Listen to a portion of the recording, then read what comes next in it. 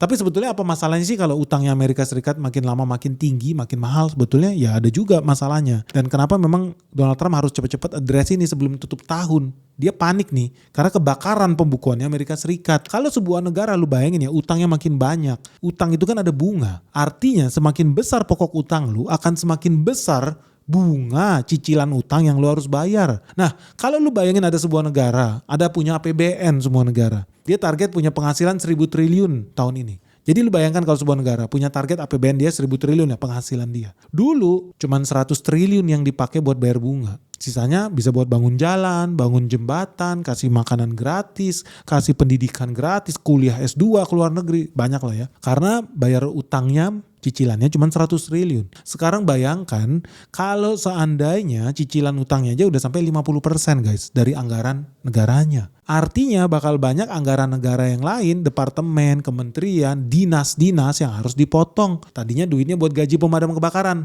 cut. Tadinya duitnya buat bayar gaji guru, cut. Tadinya duit APBN ini buat kasih beasiswa lu LPDP kuliah ke luar negeri, nggak ada lagi, di cut. Tadinya dipakai buat beli tank, beli pesawat, jet tempur, gaji tentara, nggak ada lagi, di cut. Artinya akan makin banyak penghematan yang harus dikeluarkan oleh negara. Artinya public spending itu akan berkurang. Jadi pembiayaan-pembiayaan ke sektor publik, ngaspal jalan lu, bangun sekolah itu bakal makin berkurang.